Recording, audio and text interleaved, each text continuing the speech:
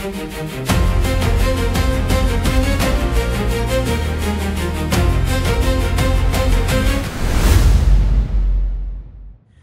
Friends, how are you?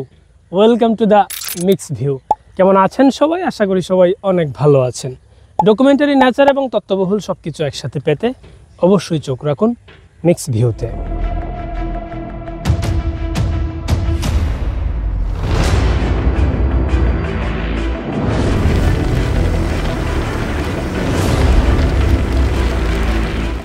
বর্তমান সময়ে বাংলাদেশে যে ট্রেন্ডিং বাইক সিরিজ আছে সেটা হচ্ছে এক্সট্রিম সিরিজ, আর এটা হচ্ছে এক্সট্রিম সিরিজের দ্বিতীয় বাইক, অর্থাৎ বাংলাদেশে যে বাইকটা আছে আর কি। ইন্ডিয়াতে একটা নতুন লঞ্চ হয়েছে এটার, আবার ওটা না, কিন্তু এটা বাংলাদেশে যেটা আছে এটা। এবং এটা তৃতীয় বাইক হচ্ছে এক্সট্রিম 250, এটা হচ্ছে এক্সট্রিম 160R, এবং এক্সট্রিম সিরিজের প্রথম বাইক হচ্ছে এক্সট্রিম 125R। প্রথমে যদি গাড়ির লুকস এবং ডিজাইন নিয়ে কথা বলি, সেম এই লুকস, অর্থাৎ ফ্রন্ট লুকটা ঠিক আছিল, এরকম একটা বাইক ছিল হিরোর, সেটা হচ্ছে হিরো থ্রিলারের 160R। ওটাও হচ্ছে 4B অর্থাৎ 4 ভ্যালভের ইঞ্জিন, এটা হচ্ছে 4B অর্থাৎ 4 ভ্যালভের ইঞ্জিন। প্রথমে যদি এটা ডিজাইন নিয়ে কথা বলি, হ্যাঁ, সামনে থেকে দেখতে লুকসটা মোটামুটি সুন্দর। অনেকের কাছে এটা ভালো লাগে, আবার অনেকের কাছেই কিন্তু এটা ভালো লাগে না, মানে ভালো লাগে না আর কি। এবং পেছনের ডিজাইনটা যদি বলি, এবার যদি আমরা পেছনের ডিজাইন নিয়ে একটু কথা বলি, এর আগে যে বাইকটা ছিল অর্থাৎ থ্রিলার, ওটার পেছনের ডিজাইন কিন্তু খুব একটা সুন্দর ছিল না, মানে অনেকেই এটাকে পছন্দ করে নাই। কিন্তু এখন যে ডিজাইনটা দিছে এটা কিন্তু বেশ সুন্দর, শার্প একটা ডিজাইন। এটা আবার বেশ পছন্দ, মানে অনেকেরই পছন্দ, বিশেষ করে আমারও পছন্দ। তো ফ্রন্টের থেকে পেছনের লুকটা আমার পছন্দ বেশি হয়েছে। এরপরে যদি আমরা কথা বলি গাড়ির টায়ার নিয়ে, সামনে হচ্ছে 100 সেকশনের একটা টায়ার, 100 সেকশনের একটা টায়ার দেওয়া হয়েছে, এটা টিউবলেস টায়ার তো অবশ্যই। এবং পেছনে দেওয়া হয়েছে 130 সেকশনের একটা টিউবলেস টায়ার, আর পেছনের টায়ারটা হচ্ছে রেডিয়াল টিউবলেস টায়ার। এবং গাড়িতে ব্রেকিং সিস্টেম হিসেবে ডুয়াল চ্যানেল ABS ব্যবহার করা হয়েছে, আর এই ABSটা কিন্তু বেশ ভালো কাজ করে। যে কোনো জায়গায় আমি মানে ধরে দেখছি, বেশ ভালো মানে গ্রিপ পায় চাকার সাথে। চলুন এবার কথা বলা যাক বাইকের মিটার বা ইনস্ট্রুমেন্ট ক্লাস্টার নিয়ে। যদি প্রথমে আমি ছাবিটা নিয়ে একটু কথা বলি, ছাবি কিন্তু এখানে কোনো স্পেশালিটি নাই, নর্মাল যে ছাবিগুলো দেয় হিরোর, ওই অন্যান্য ছাবির মতোই দিছে, অতি নিম্নমানের সস্তা আর কি আমার কাছে মনে হইতেছে। চলুন ক্লাস্টার দেখা যাক।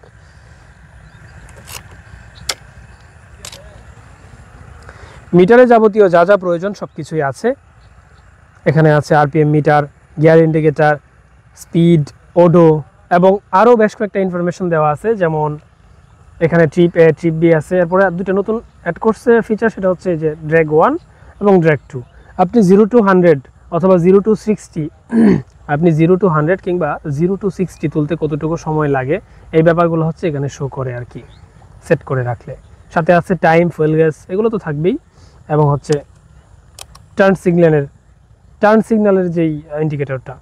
এখন এখানে হিরো একটা কাজ করে কি, এই ব্যাপারটা আমার কাছে একদম ভালো লাগে না। হিরোর প্রত্যেকটা বাইকেই এই টার্ন সিগন্যালের যে ব্যাপারটা, এটা এই একটার মধ্যে দেয়। এই একটার মধ্যে দেওয়ার কারণে মানে একসাথেই দুইটা থাকে, এই ব্যাপারটা একদমই ভালো লাগে না। এই ব্যাপারটা দিতে পারতো এদিকে একটা, এদিকে একটা, মানে ডান দিকে দিলে এই ডান দিকেরটা এখানে ব্লিঙ্ক করতো, বাম দিকে দিলে বাম দিকেরটা এইদিকে ব্লিঙ্ক করতো, তাহলে না ঠিক আছিল। অন্যান্য যে ব্র্যান্ডগুলো আছে যেমন বাজাজ কিংবা হন্ডা, ওইগুলোতে হচ্ছে দুই পাশে দুইটা দেয়, ওটা দেখতে আসলেই সুন্দর লাগে। কিন্তু হিরো করে কি, এখানেই সব কিছু দিয়ে দেয়। ইভেন এখন যেই নতুন মানে মিটার টানছে এক্সট্রিম সিরিজে 250 বা 160R বা 125R, ওইটার মধ্যেও করছে কি, এইখানেই দেওয়া রাখছে ভাই, দুইটা একসাথেই দেওয়া রাখছে। এই ব্যাপারটা আমার কাছে একদম ভালো লাগে না, পুরাই সস্তা লেভেলের মনে হয়। তারপরে যদি বলি সুইচ কোয়ালিটি, হ্যাঁ, সুইচ কোয়ালিটি মোটামুটি ভালো, আবার টপ নচ কোনো কিছু ব্যাপারটা কিন্তু এরকম না। এখানে আছে ইঞ্জিন কিল সুইচ এবং স্টার্ট, দুইটা একসাথেই। আমি নিউট্রাল করিনি গাড়িটা, সাউন্ডটা একটু শোনায়া দিই। এটা হচ্ছে কিল সুইচ, এটা হচ্ছে নর্মাল, এখন হচ্ছে স্টার্ট। আমি যদি একটু ভেবটা শোনাই, এটা হচ্ছে ইঞ্জিন নয়েজ।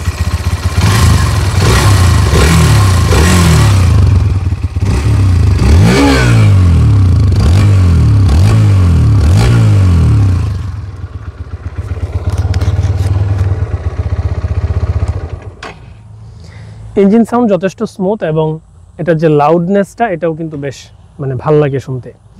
এবার যদি আমরা গাড়ির ইঞ্জিন নিয়ে একটু কথা বলি, এই গাড়িতে ব্যবহার করা হয়েছে 163.2 সিসির একটি এয়ার এবং ওয়েল কুল, দুইটা কুলার সিস্টেম মিক্স করা একটি 4 ভ্যালভের ইঞ্জিন, সিঙ্গেল সিলিন্ডার।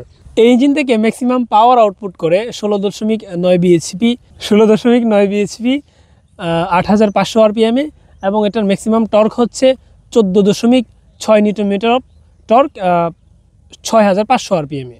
আর হ্যাঁ, এটা কিন্তু অবশ্যই একটা এফআই ইঞ্জিন। বর্তমানে যে বাইকগুলো মার্কেটে আসতেছে একটাও কিন্তু এফআই ছাড়া না। আর এখানে হিরো তাদের নিজস্ব এফআই ব্যবহার করেছে, যেটাকে তারা প্রোগ্রামড এফআই বলে থাকে।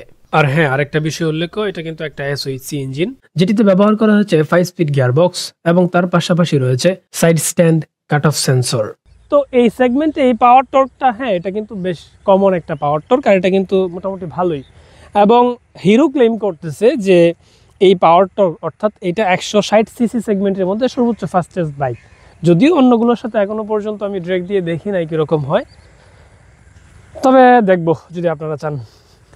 বাইকটির ফ্রন্টে ব্যবহার করা হয়েছে একটি কেওয়াইবি সাসপেনশন। কেওয়াইবি সাসপেনশন মূলত R15 যে R15M ওইটাতে এই কেওয়াইবি সাসপেনশন ব্যবহার করা হয়, এবং পেছনে 7 স্টেপ অ্যাডজাস্টেবল মনোশক সাসপেনশন ব্যবহার করা হয়েছে। প্রথমেই বললাম যে বাইকের সামনে এবং পেছনে ডুয়েল চ্যানেল ABS ব্যবহার করা হয়েছে, এবং ক্যালিপারটা হচ্ছে মানে সামনেরটাতে কোনো ক্যালিপার লেখা নাই, মানে কোন ব্র্যান্ডের এরকম কোনো কিছু লেখা নাই, কিন্তু পেছনেরটাতে লেখা আছে, ওটা হচ্ছে নিশান ব্র্যান্ডের। সামনে এবং পেছনে যেই ডিস্ক ব্যবহার করেছে তার সাথে হচ্ছে ক্যালিপার দেওয়া হয়েছে নিশানের, এবং সামনের ডিস্কটা হচ্ছে 276 mm এবং পেছনের ডিস্কটা হচ্ছে 220 mm। আর পাশাপাশি বাইকটিতে ব্যবহার করা হয়েছে সামনে এবং পেছনে পেটেল ডিস্ক, যার কারণে ব্রেক চাপলে ডিস্কগুলো গরম হওয়ার সম্ভাবনা খুবই কম। এতে ব্রেকে বেশ ভালো গ্রিপ পাওয়া যায়। চলুন আরেকটা মজার বিষয় নিয়ে কথা বলি। বর্তমান সময়ে বাংলাদেশের যে বাইকগুলো আছে প্রত্যেকটা ব্র্যান্ডের প্রত্যেকটা ইউনিটে কিন্তু বর্তমানে যে ইউনিটগুলোতে প্রবলেম হচ্ছে ট্যাঙ্কিতে জং ধরে।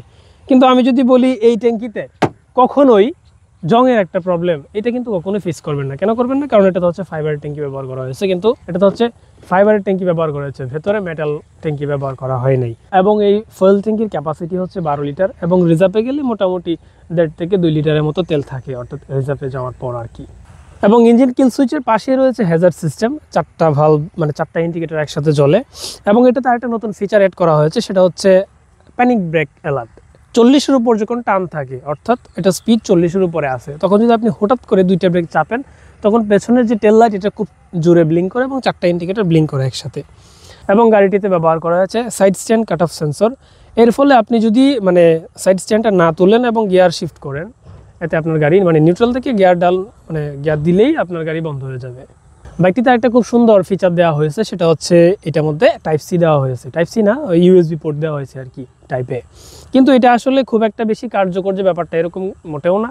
ওটা হচ্ছে 5 ওয়াট ডেলিভারি দেয়, এটা দিয়ে আপনি মানে ওই আসে না ঠেকার কাম চালানো এরকম হবে আর কি। ওই আপনি যে একবারে আহামরি কোনো একটা রেজাল্ট পাবেন, ব্যাপারটা এরকম না। সিটিং পজিশন নিয়ে যদি কথা বলি, এটার সিটিং পজিশন খুবই কমফোর্টেবল। এটা আসলেই মানে ফিল করার মতো, যেহেতু ওয়াইড একটা হ্যান্ডেল বার দেওয়া হয়েছে, এটা আসলেই ফিল করার মতো। কিন্তু সিটটা আসলে এত বেশি সুবিধার না আর কি। হ্যাঁ, নরম আছে, কিন্তু সিটটা মানে প্রিমিয়াম ব্যাপার স্যাপার, আসলে প্রিমিয়াম কোনো একটা ব্যাপার দেয় না এই সিটটাতে। এবং বাইকে আবার সাইডে একটা শাড়ি কাট দেওয়া আছে, এই কারণে আপনার মহিলারা যদি বসে ভেতরে কাপড় চোপড় যাবে না, বোরকা বা শাড়ি। কিন্তু এটাতে আসলে পা রাখার কোনো কিছু আবার দেয় নাই, শুধু পাদানিটাই দিছে। শাড়ি গাটের সাথে পা রাখার কোনো কিছু আসলে দেয় নাই। আর আরেকটা আমার কাছে জিনিস ভালো লাগে না, সেটা হচ্ছে সামনে যে এই লেগ গার্ডটা দিছে, এটা কিন্তু একেবারেই ছোট। আপনার গাড়ি যদি পড়ে যায়, যদি গাড়ি কাত হয়ে পড়ে যায়, তাহলে এই হ্যান্ডেলবারে এগুলোতে মানে বাজে আর কি। এটাতে বাজার আগে হ্যান্ডেলবারে বাজে যায়, এই ব্যাপারটা একদমই ভালো লাগে নাই। চলুন এবার মাইলেজের ব্যাপার নিয়ে কথা বলি। এই বাইকটাতে মাইলেজ ভালো পায় না এরকম অনেক ক্লেম আছে যে মাইলেজ ভালো না, মাইলেজ ভালো না। কথাটা আসলে কতটুকু সত্য? হ্যাঁ, কথাটা 100% সত্য। মাইলেজ খুব একটা ভালো পাবেন না যদি টানাটানি করেন। আর 4 ভালভের একটা ইঞ্জিন থেকে আপনি যদি মাইলেজ খুব একটা আহামরি ভালো চান, তাহলে আপনিই ভাই বোকা। কারণ 4 ভালভ ইঞ্জিন কখনো ওইরকম মানে মাইলেজ আপনাকে প্রোভাইড করবে না। তবে আপনি অ্যাভারেজ ধরে রাখতে পারেন 35 থেকে 40-এর আশেপাশে আপনি অনায়াসে পাবেন। তবে যদি বেশি টানাটানি করেন, তাহলে 35-এর নিচেও আসতে পারে যদি আপনি বেশি টানাটানি করেন। আর কোত্থেকে আপনি অকটেন দিচ্ছেন সেটাও একটা বড় বিষয়। ভালো একটা তেলের পাম্প থেকে আপনি তেল নেওয়ার চেষ্টা করবেন, ফুয়েল পাম্প থেকে। এবং টানাটানির যে ব্যাপারটা, টানাটানি করলে কিন্তু 4 ভালভের ইঞ্জিন টানাটানি করলে আপনার মাইলেজ অবশ্যই ড্রপ করবে। আর যদি আপনি একটু ভালোভাবে চালান, তাহলে মাইলেজটা আপনার আবার ভালোই দেয়। আমি এটাতে সর্বোচ্চ 44 পর্যন্ত মাইলেজ পেয়েছি, এবং সর্বনিম্ন এটাতে মাইলেজ আমি 27 পাইছি। বাইকটির সিট হাইট 795 mm, যা একটু বেশি বলা চলে, এবং গ্রাউন্ড ক্লিয়ারেন্স হচ্ছে 165 এবং বাইকটির কার্ব ওয়েট বা ম্যাক্সিমাম ওজন হচ্ছে 146 অথবা 147 কেজি। বাইকটিতে ইনভার্টেড ডিজিটাল কনসোল রয়েছে, যার কানেক্টিভিটি ফিচার হলো Bluetooth, smart connect, call, SMS alert, স্মার্টফোনের নোটিফিকেশন ইত্যাদি সবকিছুই এই মিটার কনসোলে শো করবে। বাইকটিতে ফুল ট্যাঙ্কির ক্যাপাসিটি হচ্ছে 12 লিটার এবং একবার যদি এই ট্যাঙ্কি ফুল করে নেওয়া হয় তাহলে আপনারা অনায়াসে 450 থেকে 500 কিলোমিটার রেঞ্জ পাবেন। বাংলাদেশে যে কটা বাইক আছে যেগুলোর সিট হাইট একটু বেশি, তার মধ্যে এটা অন্যতম, কিংবা তার মধ্যে এটা একটা বলা চলে, কিন্তু তারপরেও আপনারা এটাকে রাইড করতে পারবেন। সিট হাইট আসলে কোনো ম্যাটার না, কিন্তু আপনাদের হাইট যদি 5'7", 5'8" হয় তাহলে আপনারা ইজিলি এটাকে কন্ট্রোল করতে পারবেন। যদি আমাকে কেউ জিজ্ঞেস করে এই বাইকের কোন বিষয়টা সবচেয়ে ভালো লেগেছে, তাহলে আমি বলবো এর টর্ক ডেলিভারি এবং এর ব্রেকিং রেসপন্স। জাস্ট এই দুইটা কারণেই এই বাইকটাকে নেওয়া যায়। এবং এর দাম,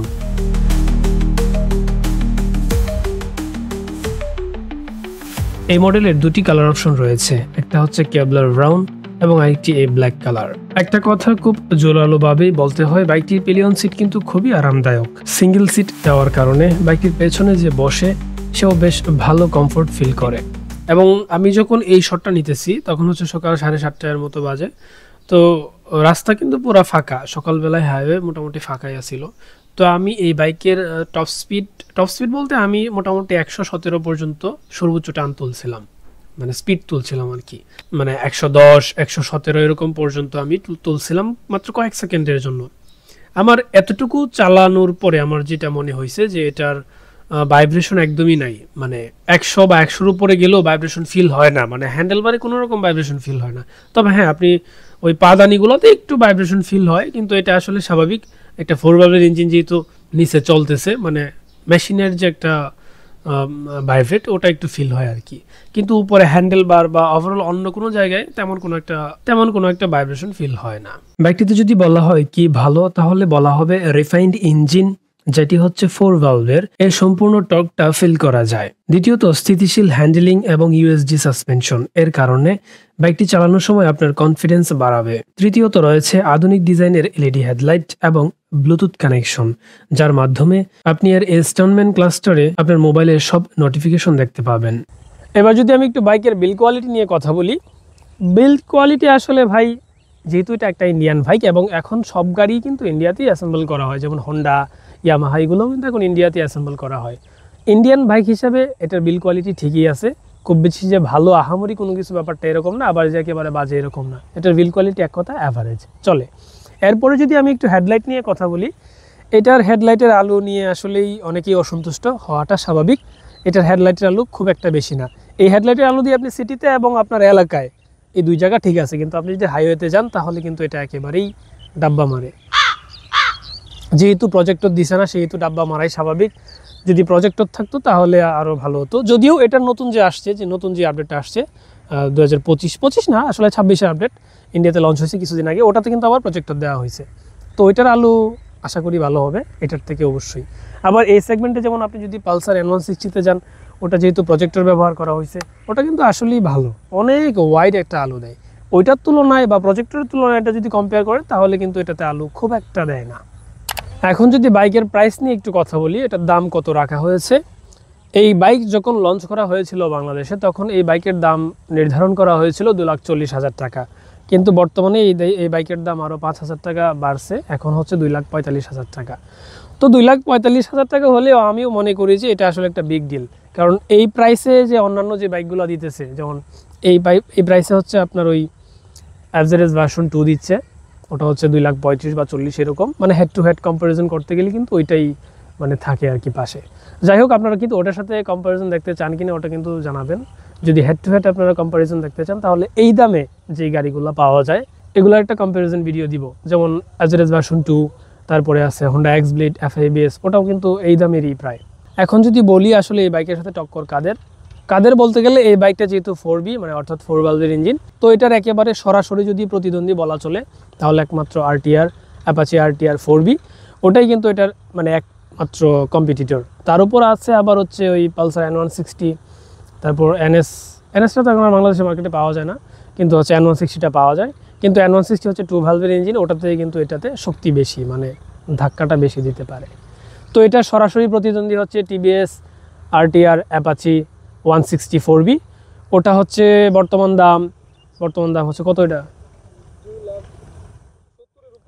ওটা বর্তমান দাম হচ্ছে 2,70,000-এর উপরে, কিন্তু এটার দাম কিন্তু ওটার অনেক নিচে। তার উপর আবার বিল কোয়ালিটি ওটার থেকে ভালো, পাওয়ার টর্ক কিন্তু মোটামুটি সেম।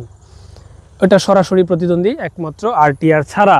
অন্যান্য যে গাড়িগুলো আছে এগুলা এটার সাথে ওরকমভাবে পারে না, আমি চালায় দেখছি আর কি। হ্যাঁ, এই সেগমেন্টে আরও দু একটা বাইক আছে, যেমন FZS ভার্সন 2, ওটা তো আরও আগেই শেষ, কারণ ওটা তো পাওয়ার টর্ক এটা সমান নাই বললে তো লাভ নাই। তারপরে হচ্ছে ভার্সন 4 আসছে এখন, কিন্তু ওটার দাম অনেক বেশি, প্রায় 3 লাখ টাকার কাছাকাছি দাম, হয়তো বা 2-3 হাজার টাকা কম আছে। কিন্তু ওটাতেও পাওয়ার টর্কের ওই একই অবস্থা, ওটাতেও এটা সমান পাওয়ার টর্ক নাই। সো ওটার সাথে এটা মানে যদি আমি পারফরমেন্সের দিক দিয়ে কম্পেয়ার করি, এটা আসলে হবে না, কখনোই হবে না। সারসংক্ষেপে বলতে গেলে এক্সট্রিম 160R 4B একটি লোকাল, ফ্রেন্ডলি এবং স্পোর্টি বাইক। ডেইলি ইউজের জন্য এটি একটি গুড চয়েস হতে পারে, এবং এটি সিঙ্গেল সিট হওয়ার কারণে ফ্যামিলি রাইডেও বেশ কমফোর্টেবল। পরবর্তীতে যদি এর সম্পর্কে আপনারা আরো কোনো কিছু জানতে চান, তাহলে অবশ্যই কমেন্ট করে জানাবেন। আর একটি কথা উল্লেখ্য, এই গাড়িটি এখনো পর্যন্ত 5,000 কিলোমিটার চলে নাই। 5,000 কিলোর পরে যখন সবগুলো সার্ভিস শেষ করা হবে, তখন এটার আসলে রিয়েল পারফরমেন্স এবং রিয়েল মাইলেজটা পাওয়া যাবে। বর্তমানে এই দামের আশেপাশে যে বাইকগুলো পাওয়া যাচ্ছে বাংলাদেশের বাজারে, তার মধ্যে এটা একটা বেস্ট অপশন এবং আপনাকে ভালো কিছু প্রোভাইড করছে, সবচেয়ে বেশি ফিচার। তবে এই বাইকের কিছু দুর্বলতাও রয়েছে, যেগুলো ইতিমধ্যে আপনাদেরকে কিছু কিছু বিষয়ে অবগত করেছি, এবং পরবর্তীতে আরো বেশি সময় রাইড করার পর কিংবা আরো বেশি দিন চালানোর পর এর আরো কি কি অসুবিধার দিক রয়েছে তা আপনাদেরকে জানানো হবে। তো যাই হোক, আপনাদের কার কার এই বাইকটা ভালো লাগে এবং কার কার এই বাইকটা ভালো লাগে না তা অবশ্যই কমেন্ট করে জানাবেন। যাই হোক, আজ এই পর্যন্তই। সবাই ভালো থাকবেন, সুস্থ থাকবেন, টেক কেয়ার, আল্লাহ হাফেজ।